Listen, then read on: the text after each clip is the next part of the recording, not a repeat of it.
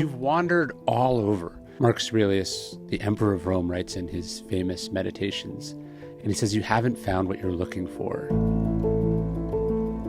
And what was he looking for? He says he was looking for how to live. That's what philosophy is supposed to be, a guide to the good life. As a young man, that's what drew me to Stoicism. The education system had failed me. The church had failed me. Culture had failed me. My own parents had failed me. No one had shown me what a good life was built around. But that is what Stoicism is about, how to be excellent in all the forms. So here is what the ancient Stoics can teach young people, and young men especially, about life.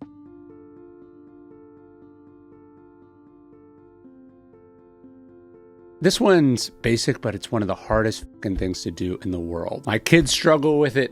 I struggle with it. Heads of state struggle with it. But Epictetus says that it's essentially our first task in life, to find out what's in our control and what's not in our control. Basically, Stoic philosophy is centered around this idea that we don't control what happens. We don't control what other people do. We don't control what life does. We don't control when we were born, how we were born, what our circumstances are, but we control how we respond to all that. We don't control what happens. We control how we respond to what happens. So the advice is really simple for a young person. Focus on what you're going to do about it. Focus on what you're going to do next. Focus on your part, whose fault it was, why it happened, whether it's fair, whether you like it. You got to get better at putting all of that aside, not thinking about it, and focus on what you're going to do about it. That is your first and your most important job in life.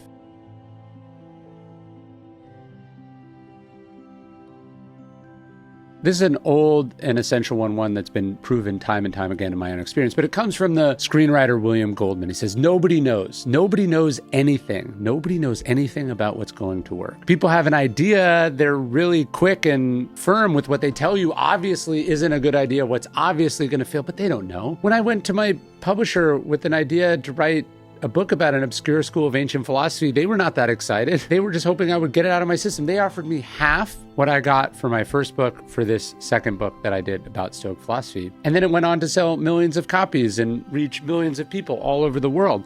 They're happy to take credit for it afterwards, but nobody knows. I didn't even really know. You want to trust yourself, but you want to have some humility. You want to have confidence. You want to listen to the feedback, the wisdom out in the world, but also not take it too seriously. Almost nothing that ultimately succeeds was a sure thing at the time. In fact, a lot of people thought it was crazy. A lot of people thought it was a bad idea. You got to understand that nobody really knows. Steve Jobs talked about how all the rules, all the assumptions, these were just made up by people at some point. Nobody knows. That includes you. You don't know, right? So don't be certain that you know better than everyone else, but understand ultimately, nobody knows, and there is a first time for so many things, and you can't be intimidated by or dissuaded by the people who are simply pretending to know.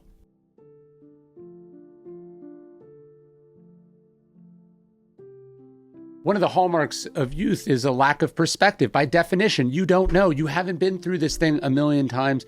You don't have years and years of experience. But what comes with years and years of experience is a kind of turning down of the volume on things. You've been through stuff like this before, so you don't get too worked up. When I look back on my 20s or even before that, the intensity of everything that I felt, some good, but some not so good, right? I was worried about stuff. I was stressed about stuff. I thought, if I don't do this thing and I don't do it amazingly well, I'll never get a chance like this again. It was just too intense. I took everything too seriously. Taylor Swift is right. You need to calm down. You need to step back.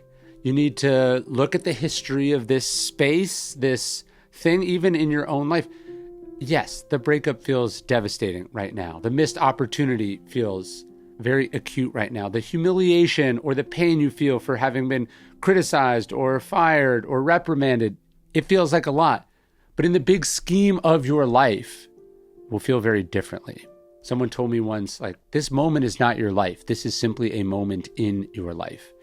But when you haven't had that many moments, it's hard to understand how to feel about this thing. So you need to zoom out, take the big picture, calm down. As Marcus Aurelius says, you don't have to turn this into something. You can let it be what it is. See it in the big scheme of things. Calm down.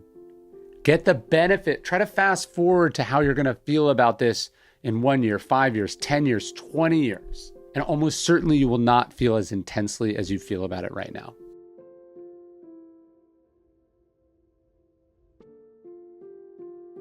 Everything starts at zero. I remember once when I was at American Apparel, we were looking at these stores that the company had just opened and one wasn't doing well. And I said, look, this store is, not doing well. And Dev Charney looked at me and he said, all run rates start at zero. What he had the benefit of understanding, having watched stores open and then succeed, was that not everything gets off to a roaring start, but that if you follow the process, if you do the right things, eventually you get where it needs to go. This idea that all run rates start at zero is something I've applied in so much of my life. Like every book starts with a sentence, starts with a page. Everything starts on page 1, right? My books start with a single note card. It's easier to trust the process when you have been through the process before. And that's one of the hard things to do as a kid, as a young person, is trust a process that you haven't been through. But other people have been through that process. And the process is tried and tested and true. Everything starts at zero. The beginnings of things are small, Cicero says, but they can turn into very big things. They can turn into a platform. They can turn into a career. It can turn into a relationship, which can turn into a marriage, which can turn into one of the pillars of your life. These things, they start small, and you have to appreciate that and understand that and respect it.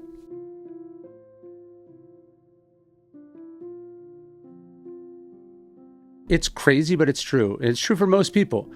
Most people leave a superpower on the table or on the shelf. A young future philosopher named Zeno visits the Oracle of Delphi as a young man, and he gets this prophecy. The prophecy says, you will become wise when you begin to have conversations with the dead. It's only years later that Zeno realizes that the Oracle is talking about reading, that reading is a way to talk to the dead.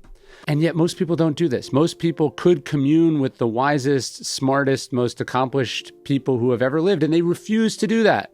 It's like that quote about how there is no difference between someone who can't read and someone who doesn't read.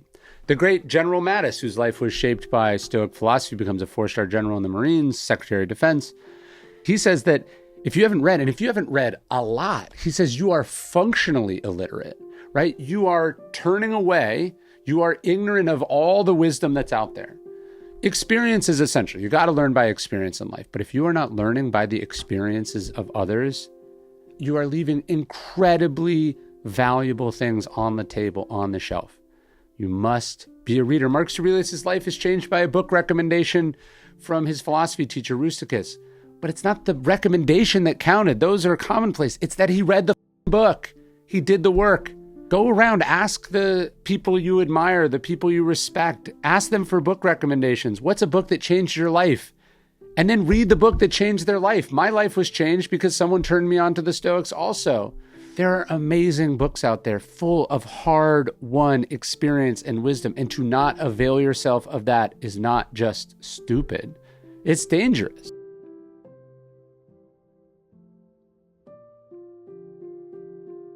I remember one of the best pieces of advice I got when I was thinking about becoming a writer. Someone looked at me and said, writers live interesting lives. They were saying that I shouldn't go just try to master the craft, really figure out how to string sentences together, but I should go do stuff, should meet people, go places, have a life worth writing about. My first book was a memoir of this insane experiences in my 20s working in the sort of dark underbelly of public relations. My books today are informed by the personalities, the characters, the stressful situations that I got in, the lawsuits that I saw, the enormous success and what it did to people, the failures, what it did to people, why those failures happened. My writing is informed not by my deep study of philosophy, although I feel like I've done that work. My writing is informed by my experiences in the world, which allowed me to understand what the philosophy was talking about. The Stoics had no interest in the pen and ink philosophers. They wanted to be doers. They admired the doers. Cato is the greatest of the Roman philosophers. He doesn't write anything down. His life was the philosophy. That was his magnum opus. If you want to be a writer, if you want to be an entrepreneur, if you want to be a comedian, if you want to be a leader, if you want to be anything, live an interesting life that will shape and inform and inspire what you're able to go on and do.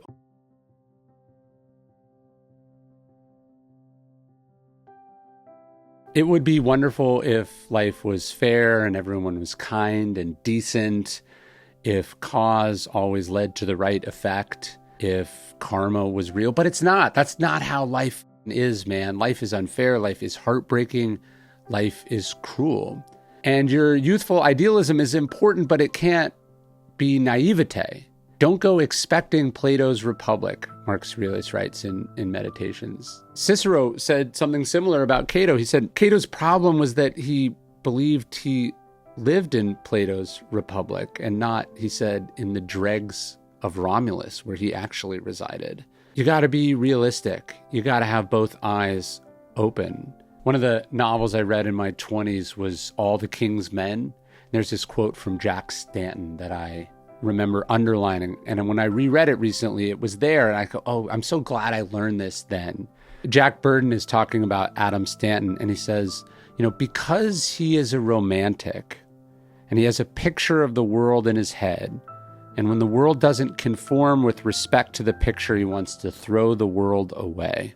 If you have these illusions, these ideals that are not based on reality, you're going to painfully lose them at some point. So you got to go into the world with your eyes wide open. You got to be pragmatic. You got to be savvy.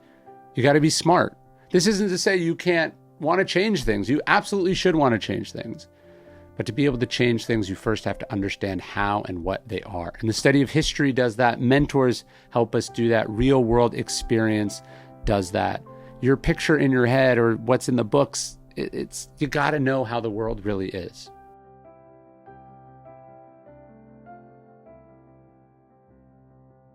But then that leads us to the next one. I remember as a young man, my dad said something to me. He said, if you're not liberal when you're young, you have no heart. And he said, if you're not conservative when you're older, you have no brain. And look, the broad strokes of that message make sense in that, your idealism when you're young can not be based on anything real. And it's as you get older, you experience things, you can become a little cynical. You have to become a bit more pragmatic and realistic. But as it happens, this quote, which was popular in sort of talk radio circles in the 90s, actually dates back to the 1800s. There's also something terribly, terribly sad about it. Something I think you want to be careful about when you're young. It's good that you're open-hearted and idealistic, that you have values and principles. Don't let the world steal those from you. Don't give in to nihilism. Gandhi was once asked, what worries him the most, and he said, hardness of heart of the educated. You have to keep that openness and that goodness inside you. You have to carry the fire, as Cormac McCarthy talks about in The Road.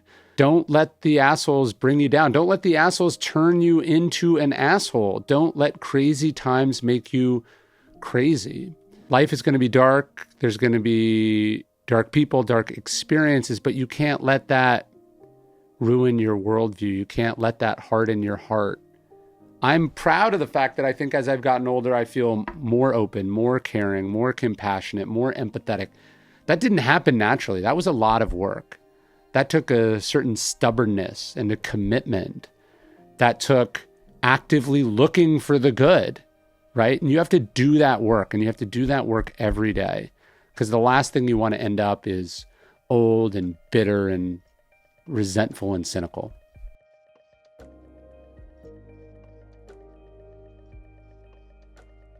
One of my rules when I was young, when I was deciding between things, was always, which of these things am I going to learn more doing?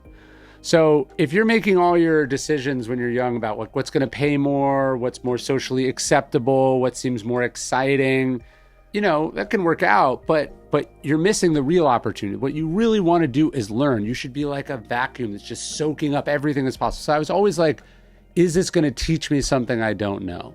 Is this going to get me in rooms where I can see and experience things I otherwise wouldn't? I was really excited, always looking for opportunities where I was getting paid to learn. One of the reasons I dropped out of college was to get a job at a talent agency and then to be the research assistant to Robert Greene. I went from paying to learn, that's what, higher education is, very expensive, to being paid to learn. I wasn't getting paid a lot, but I was getting paid enough. I was getting paid so much in experience and lessons. I remember Robert Greene would have to remind me to invoice him. I was like, I'm getting the better end of this deal, man. So you got to go towards what's going to teach you more. Not what your parents want, not what seems like the natural, mature, responsible thing, but what is the thing that's going to pay? What's the thing that's going to pay you most in education and lessons and insights and experience? Go towards what will teach you the most.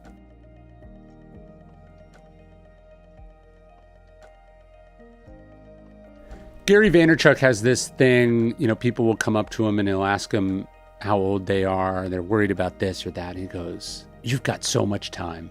He's like, you've got time.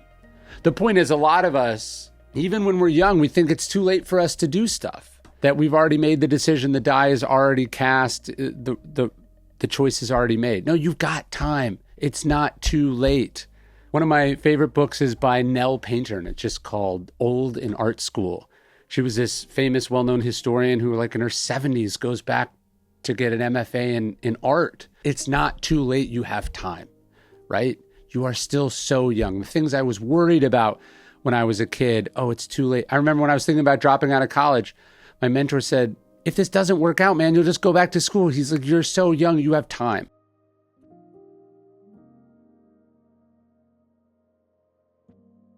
And at the same time, this is the tough part. This is the paradox. Life is complicated. Be ready for that. You don't have that much time. Life is short. You don't know how much time you have. You don't know how long you're going to live for. Marcus Aurelius says, you could be good today. Instead, you choose tomorrow. Don't put stuff off. The one thing all fools have in common, Seneca says, they're always delaying getting ready to start. That was one of the reasons I decided to drop out. I was like, I want to do this now. I don't want to wait a year to get started on this thing. I want to do it now. Seneca says it's important that we realize death isn't this thing in the future that happens once. Death is happening now. If you're 20, maybe you have 50, 60 years left. That's a long time.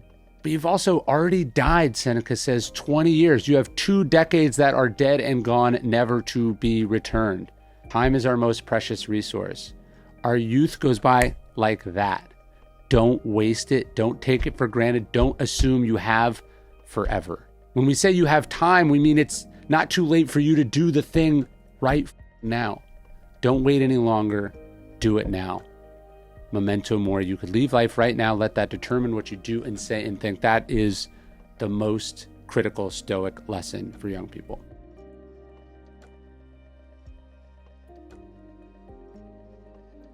You got to get your shit together. I mean, you got to deal with your issues from your childhood, your issues with your parents.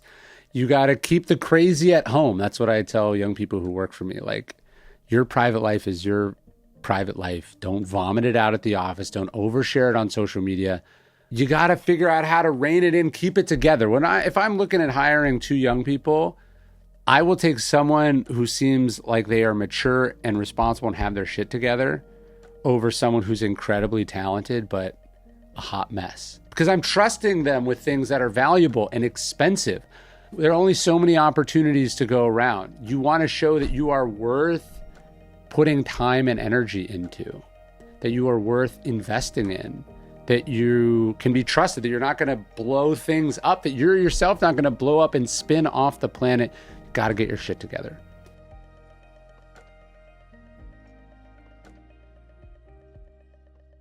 A lot of times when you're young, your job, your key to success is to make your boss look good.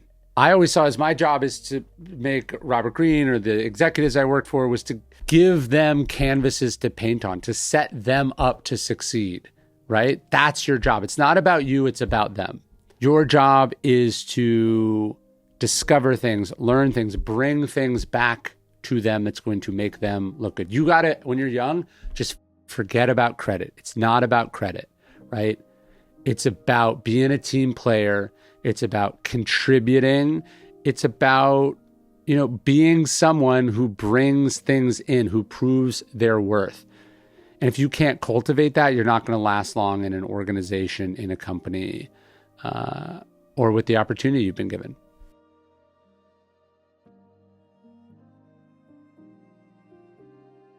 Look, I had a very expensive habit when I was young. It wasn't drugs, wasn't partying, it wasn't fancy stuff. It was anxiety. I was just worried all the time. I picked that up in my childhood probably, and I was ignoring that critical Stoic lesson about like, is this in your control or is it not? And so I just sweated things more than I needed to. I stressed more than I needed to. I got places way earlier than I needed to. I took feedback way harder than I was just too sensitive, too worried, well, what about this and this and this and this? I was extrapolating out too often. And that made me really fragile. It made me hard to be in a relationship with, my wife tells me.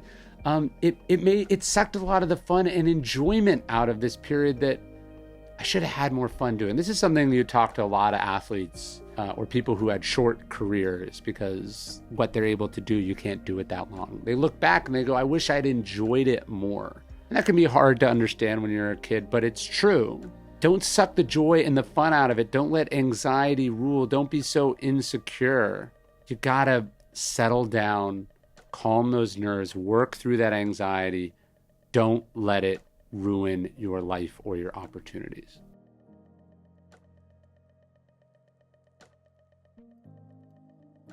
Ego is the enemy. I have it tattooed on my arm. I knew that as a kid who'd gotten a lot of crazy, awesome shots very early, that I wasn't going to be destroyed by anything but myself.